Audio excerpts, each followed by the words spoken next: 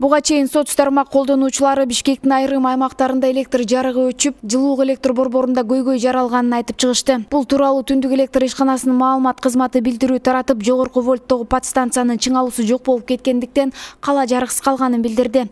Маалыматка ылайык учурда Бишкектин бир бөлүгү башка линияга кошулду. Каланын чыгыш бөлүгүндө да жакын аралыкта электр жарыгы берилет. Ал эми бул туурасында маалымат берген жылуулук электр борборунун жетекчиси Андрей Воропаев мүчүлүштүктөр 75%га калууна келтирген айтты. В настоящий момент режим станции восстановлен на 75%, работы продолжаются. Сегодня также будет подача и электроэнергии, и тепловой энергии, горожанам переживать нечего. По поводу черного дыма, это идет растопочный режим в аварийной ситуации, тут ничего страшного нет, в нормальном режиме дым всегда белый, очищенный. Так, ну и в принципе... Я думаю, что переживать никому не стоит. Кошумчалай кетсек, Бишкектин чыгыш 5, Аламүдүн 1, Туңгуч борбордун түштүк кичи районунда Сум, Филармония, Политех, түштүк 2, Төмөнкү Аларчада жарык өчкөн. Бүгүн 29 октябрда Бишкек шаарында конституциялык реформа мезгилдин талабы аталышындагы элдик курултай өттү. Маалыматка ылайык чогулгандар талкуулоо үчүн бир нече теманы белгилешкен. Алар 5-6 октябрдагы окуялардан кийин өлкөдөгү абал, элдик башкарууга өтүү мезгилдин талабы, Кыргыз Республикасындагы жергиликтүү өз алдынча башкарууну өнүктүрүү. Эксперттер докладдарды окуп талкуулар болду. Иш-чарага катышуу үчүн өлкөнүн бардык региондорунан активисттер, элдик кыймылдардын, уюмдардын өкүлдөрү келишкен. Ошондой эле аксакалдар кеңеши катышып жаткандыгы айтылды.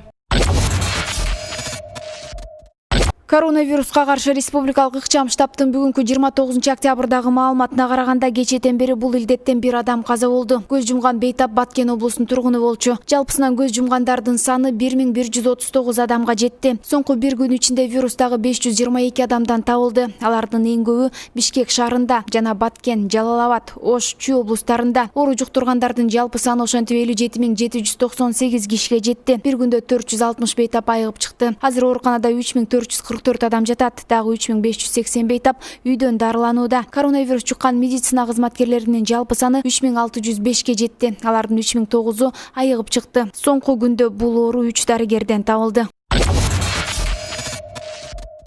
Бишкек шаардык мэриясынын биринчи вице-мэри Нариман Түлеев ээлеген кызматынан бошотулду. Ага кайрадан Алмаз Бакетаев дайындалды. Дагы бир вице-премьерлик кызматка Айжан Чыныбаева коюлду. Алмаз Бакетаев мурдатан ушул эле биринчи вице-мэрлик кызматты аркалап келе жаткан. Айжан Чыныбаева ишкер, соңку парламенттик шайлоодо Бир Бол партиясынан талапкер болгон. Буга чейин шаар башчысынын турак жай, коммуналдык чарба маселелерин тейлеген орун басары Алымбек Абдылдаев жана социалдык саясатка жооптуу вице-мэр Виктория Мазгачева 27 октябрда кызматтан бошотулду. Дайындоолор тууралуу тиешелүү буйруктарга мэрдин милдетин аткаруучу Балбак Түлөбаев кол койду. Балбак Түлөбаевди жаңы мэр шайланып келгенче милдетин аткаруучу кылып 27 октябрда премьер-министр Садыр Жапаров дайындаган. Балбак Түлөбаев 2018 жылы Бишкек мэриясынын аппаратынын башчысы. 27 июлдан тартып ал өкмөттүн Ысык Көл облусундагы ыйгарым укуктуу өкүлү болуп иштеп жаткан.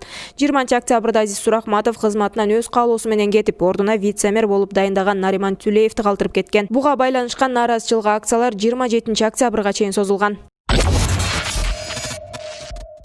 Жогорку сот борбордук шайлоо комиссиясынын парламенттик кайра шайлоонун мөөнөтүнө байланыштуу кассациялык даттануусун кайра артка кайтарды. Бул тууралуу Жогорку соттун басма сөз кызматы кабарлады. Бишкек шаардык административдик сотунун чечимине макул эместигин билдирген БШКнын кассациялык арызы 28 октябрда түшкөн. Бүгүн Жогорку сот мамлекеттик товардан алынуучу салык төлөгөнү туурасында далилдер жок болгондуктан доо арызды кайра кайтарган. Азырынча БШКнын юристтери кайрадан даттанар даттанбасы тууралуу маалымат тарата элек. Эске салсак 4 октябрда Кыргызстанда кезектеги парламенттик шайлоо өтүп, нааразычылык акцияларынан кийин 9 октябрда Боршайком анын баштапкы жыйынтыгын жокко чыгарган.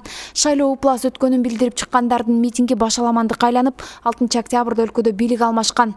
22 октябрда Жогорку кеңеште конституцияны өзгөртүү жана президенттик парламенттик шайлоолордун мөөнөтүн жылдыруу жөнүндө мыйзам долбоорун 3 окууда кабыл алган. Президенттин милдетин аткарып жаткан премьер-министр Садыр Жапаров сөз болуп жаткан конституциялык мыйзамга парламент кабыл алган күнү 22 октябрда кол койгон. Ага ылайык конституциялык реформаны өткөрүү аяктаганга чейин парламенттик кайра шайлоо өткөрүлбөйт. Жогорку кеңештин депутаттарын шайлоо 2021 жылдын 1-июнунан кеч эмес дайындалышы керек. Андан соң Бишкек шаардык административдик соту БШКнын токтомун жокко чыгарган. Судья комиссия парламенттик шайлоонун жыйынтыгын чыгарбай туруп кайра өткөрүүнү дайындаган деген жүйө келтирген. Бирок БШКнын юристтери ал чечимге макул болбой Жогорку сотко кайрылган болчу.